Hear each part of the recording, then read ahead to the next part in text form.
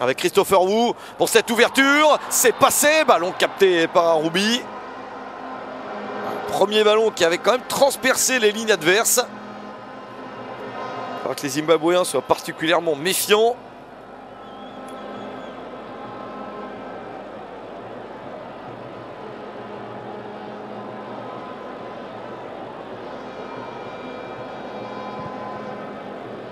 Alors bien sûr, on salue tous nos téléspectateurs qui nous suivent d'un petit peu partout, plus particulièrement aujourd'hui du Cameroun.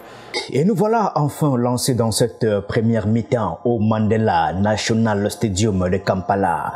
Le coup d'envoi est donné et le Cameroun prend rapidement le contrôle du ballon. Dès les premières minutes, on peut voir une belle circulation du côté camerounais avec des passes précises et un bon mouvement sans ballon.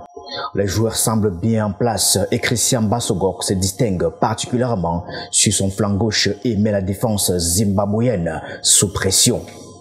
Avec peut-être un but tout de suite. Le centre, la reprise manquée. Vincent Aboubakar arrive au deuxième poteau. Un ballon légèrement dévié sur cette action de Christian Bassogok. Ah, c'était pas mal ça tout de suite de s'infiltrer dans la surface de réparation zimbabwéenne. Alors bien sûr, il y a le staff et le coach du Zimbabwe, Michael Neis, l'Allemand. Et puis Marc Brice, le Belge, de l'autre côté. Alors on revoit Bassogok dans ses œuvres. Le ballon est dévié. Ça arrive sur Aboubakar. Yambemo également. Il n'arrive pas à mieux exploiter ce ballon. Bon, c'est déjà bien d'avoir un ballon comme ça à jouer dans la défense adverse. Les supporters camerounais dans les tribunes sont en feu, espérant voir leur équipe ouvrir le score rapidement. Sur place, tout un fan club, André Onana. Il y a des maillots de Manchester United dans les tribunes. On se demande bien pour qui. On se demande bien quel joueur de Manchester United est soutenu sur le terrain. La réalisation a tout compris. Évidemment, il y en a un. C'est André Onana. Pas celui dont je citerai ce soir le nom le plus souvent, manifestement. Peut-être qu'il aura du travail, mais normalement, pas trop. Ah, Aboubakar, c'est raté. Dans ce match, Vincent Aboubakar essaye de s'illustrer. Il se retrouve face au but après un excellent service de Christian Bassogok, mais son tir passe à côté. Ça peut repartir de l'autre côté avec Bassogok. Aboubakar, le contrôle un peu long. C'est repris par les Zimbabwéens. Puis de nouveau par Mbemo.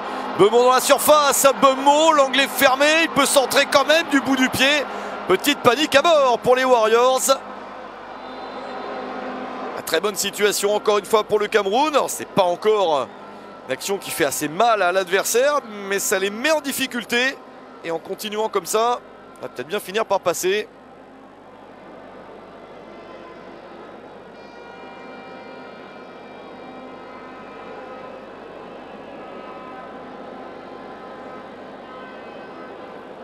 Quelle frustration pour l'attaquant camerounais et pour tous ses coéquipiers. On sent qu'il est déterminé à marquer ce soir. Le Cameroun continue d'attaquer avec énergie, multipliant les offensives et cherchant à percer la défense zimbabwéenne. Et encore, Christian Bassogok qui fait des merveilles sur son côté. Il réussit à centrer dans la surface, mais la défense zimbabwéenne se montre solide et parvient à dégager le danger. Avait compris. Bassogok s'échappe, ça c'est pas mal. Il va avoir besoin de soutien parce qu'il est trop sur le côté. Bassogok encore, le centre en retrait directement sur un maillot jaune. Attention, le gardien, oui, il prend son temps. Aboubakar se jeter dessus. S'il y a des possibilités, c'est quand même bien. Le Zimbabwe tente de réagir face à quelques contre-attaques sporadiques. Toutefois, leur attaque semble souvent désordonnée et manque de précision dans les derniers gestes. Mais ils n'arrivent pas à vraiment créer des réelles occasions dangereuses devant le but camerounais. Le coup franc pour Rama Biliat, le voici.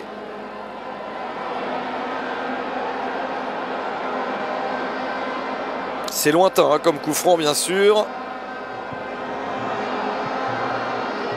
Ça n'a pas donné grand chose avec cette reprise. J'aime pas si c'est une reprise, une remise dans la surface. C'est pas suffisamment dangereux. Les deux équipes s'observent mutuellement sur cette belle pelouse de Mandela National Stadium. Carlos Baleba fait des efforts au milieu du terrain pour récupérer des ballons et initier des attaques, mais il se heurte souvent à deux défenseurs zimbabwéens qui ne lui laissent pas beaucoup d'espace pour s'exprimer. Baleba récupère. Allez, Baleba, voilà le genre d'action où il peut lui enclencher quelque chose qui puisse faire mal à l'adversaire. Bassogog. Belle percée de Baleba. Encore Baleba. Il n'a pas réussi à en faire un peu plus. Là, et Marshall Munetsi va trop vite pour essayer de servir Béliat. Et voilà une autre bonne occasion pour le Cameroun avec Aboubakar qui essaye encore de percer la défense zimbabwéenne. Mais une fois de plus, il ne parvient pas à trouver le chemin des filets. Ah, l'ouverture là avec un petit peu de place pour Christian Bassogog. En retrait avec Aboubakar. Aboubakar dans la surface. Ah, il manque son tir, le capitaine. C'est allé un peu plus vite, il y avait un peu de place, mais ça n'a pas été suffisamment bien exploité, dommage. Vincent Aboubakar peut toujours être celui qui change un match, celui qui déclenche une situation positive. D'abord Bassogog, bien sûr. Cherche ensuite son capitaine et après quelques passements de jambes, mais le tir n'est pas à la hauteur de l'espoir que l'action avait suscité.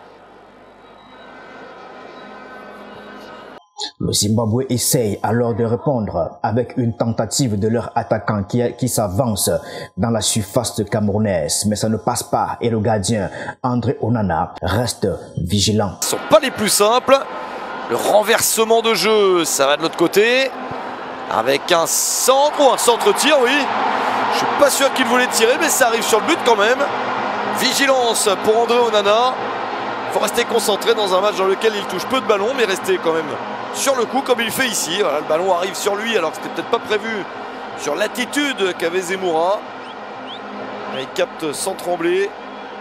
Alors que nous approchons de la mi-temps, le rythme du match reste soutenu. Les deux équipes semblent vouloir prendre l'ascendant l'un sur l'autre, mais aucune n'a réussi à marquer jusqu'à présent.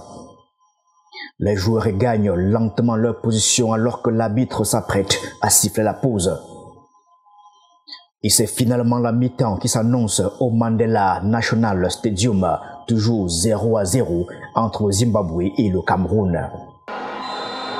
Personne n'a réussi à marquer en première période de ce Zimbabwe-Cameroun. Il n'y a pas eu tant d'opportunités que cela. Les deux équipes sont cohérentes. Le Cameroun paraît supérieur, mais va devoir en faire encore un petit peu plus pour venir à bout des Warriors. Et c'est reparti pour cette seconde mi-temps. Le Zimbabwe semble avoir trouvé un nouvel élan et s'illustre dès les premières minutes avec une belle tentative qui vient surprendre le gardien camerounais André Onana. Attention, ce ballon, Onana tranquille. Attention encore à cette balle, la tentative de Marshall Munetsi. Il peut faire mieux, il a une qualité bien supérieure dans l'exercice. Attention aux pertes de balles camerounaises.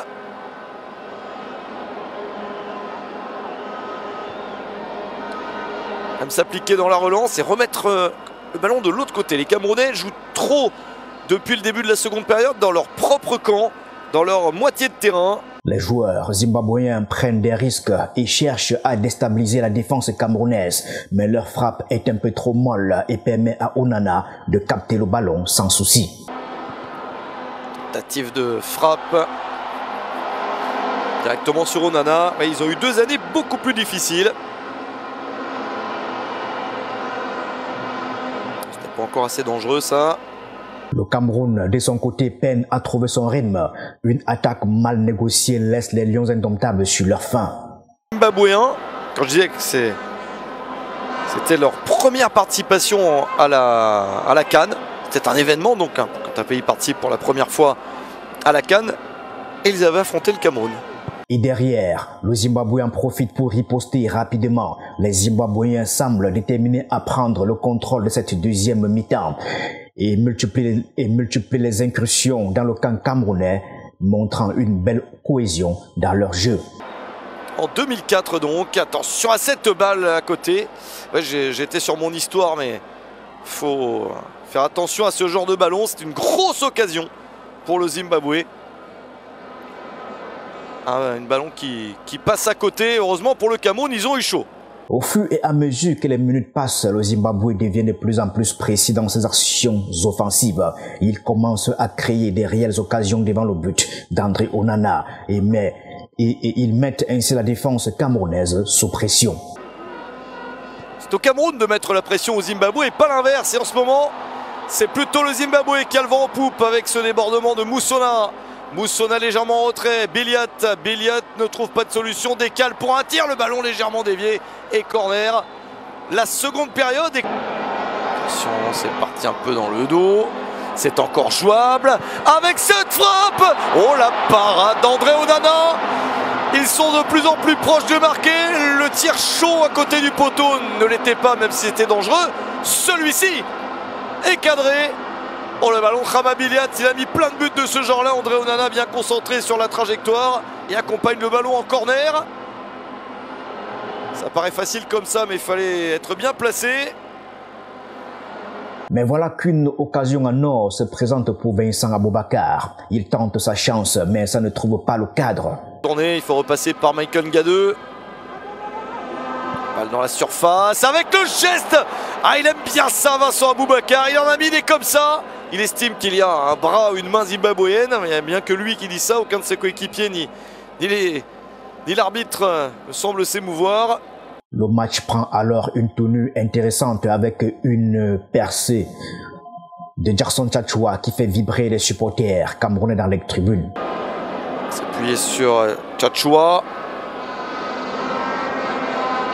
Bemo, il a effleuré ce ballon. Tchatchoua poursuit son action dans la surface. Le centre, ballon capté par Washington Aroubi. N'a pas réussi à trouver preneur. Cette belle percée pourtant de Jackson Tchatchoua. Le gardien a pu capter cette balle comme il fallait. C'était bien effectué, il a dévoré l'espace. Mais le ballon n'est pas très bien donné. Il y avait Franck Magri qui attendait ça.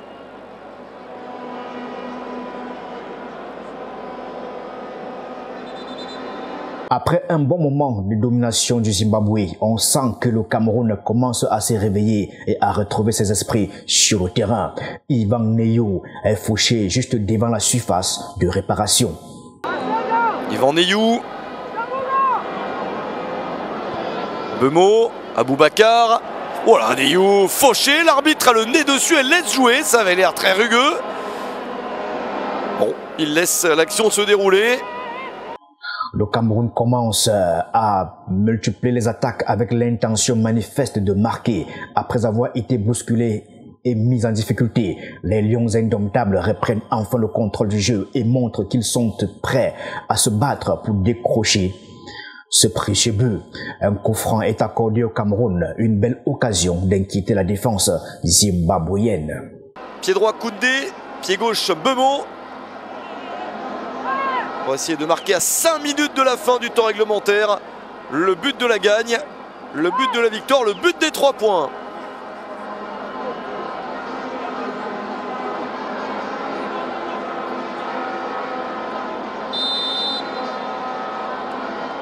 Avec Pierre Koundé, c'est pied droit, il y a du monde devant le but. La reprise à côté.